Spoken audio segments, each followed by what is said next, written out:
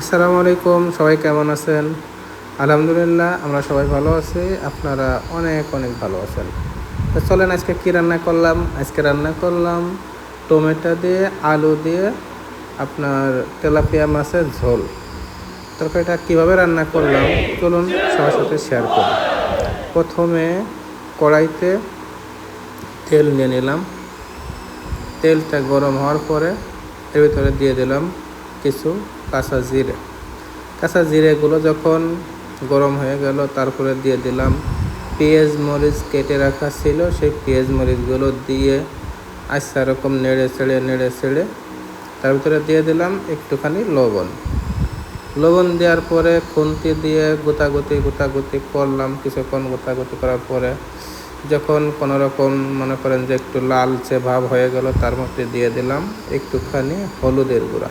আর এই হলুদের গুঁড়াটা কিন্তু আমাদের একেবারে পিওর, এটা আমাদের নিজস্ব আপনার হলুদ করে আপনার হচ্ছে যে কাঁচা হলুদ কিনে শুকায় তারপরে কিন্তু ভাঙানো হলুদের গুঁড়াটা একেবারেই আপনার সলিড একটা কালার আসে। কালারটা দেখেন, রান্না করার শেষ পর্যন্ত দেখবেন যে হলুদের কালারটা কেমন আসে। ওকে, দেখেন অল্প একটু দেওয়া হয়েছে কিন্তু এতে কীরকম কালার আসে। এখন পানি অ্যাড করা হলো, পানি দিয়ে আপনার একটু নাড়িয়ে ছেড়ে তারপরে এটা হচ্ছে যে ঢাকনা দিয়ে ঢেকে দেওয়া হবে। ঢাকনা দিয়ে ঢেকে দেওয়ার পরে আপনার কিছুক্ষণ আপনার ঢাকনা দিয়ে রেখে দিলাম। এরপরে হচ্ছে যে যখন আপনার বলক এসে যখন একটু সিদ্ধ মতো হবে তখন একটু ঢাকনাটা পাল্টায় দেখলাম কী অবস্থা। তা দেখতেছি যে ঢাকনাটা আপনার উল্টানোর পরে ঠিকঠাক কালার আছে। ঠিক আছে, এখন হচ্ছে যে আলুটাও সিদ্ধ হয়ে আসছে।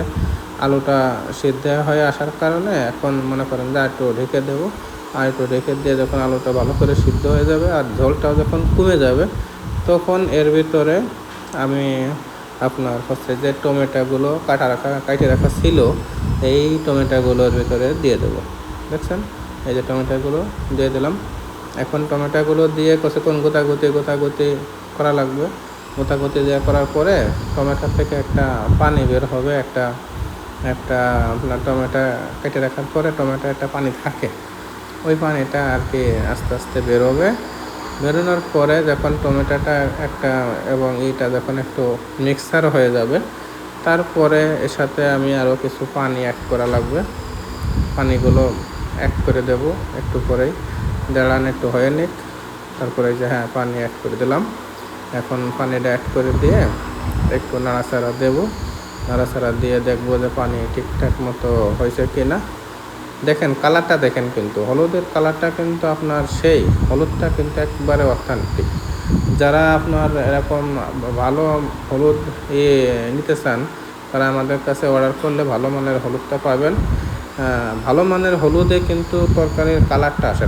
তরকারির কালারটা যখন ভালো হয় তখন কিন্তু খাইতেও ভালো লাগে। ঠিক আছে, এটা তরকারির হলুদের সাথে কিন্তু তরকারির কালারের একটা আছে, কম্বিনেশন আছে। ঠিক আছে, সো এখন দেখেন এই যে তরকারিটা ঝোলের আপনার এসে গেছে, বলক এসে গেছে। এখন এই যে ভেজে রাখা মাছগুলো যে দিয়ে দিচ্ছে, ভেজে রাখা মাছগুলো দিয়ে তারপরে কিছুক্ষণ একটু রেখে রাখতে হবে না।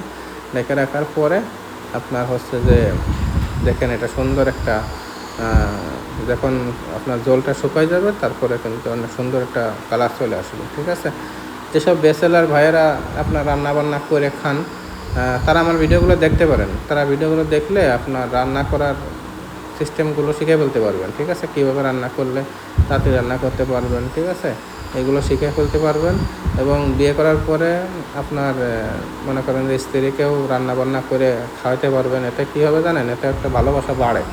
ঠিক আছে, কারণ মেয়েরাও চায় যে আপনার যদি একটু কেউ রান্না করে খাওয়াইতো, ঠিক আছে, নয়তো রেস্টুরেন্টে নিয়ে খাওয়াইলে তো পকেটে টাকা খুঁজবো। ঠিক আছে, যদি আপনি রান্না করতে পারেন তাহলে রান্না করে খাওয়াবেন। রান্না করে খাওয়াইলে কিন্তু একটা আপনি আলাদা রকম ভালোবাসা পাবেন। ঠিক আছে, যেসব ছেলেরা রান্না করতে পারে না তাদের বউরা কিন্তু অনেক আদর করে। ঠিক আছে, সো এই যে দেখেন অনেক সুন্দর একটা রান্না হয়েছে আপনার তেলাপিয়া মাছ দিয়ে, আলু দিয়ে, আর হচ্ছে যে টমেটো দিয়ে একটা ঝোল করা হয়েছে।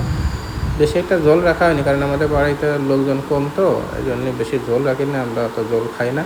ঠিক আছে, ঝোল আমার একারই খাওয়া লাগে, মনির মাও তো একটা ঝোল খাই না, যার কারণে ঝোল এই পর্যন্তই। ওকে, এই যে এখন রান্নাটা শেষ হয়ে গেছে, দেখেন কালারটা জোস একটা কালার আসছে এবং অনেক সুন্দর কিন্তু খাইতে। ধন্যবাদ সবাইকে।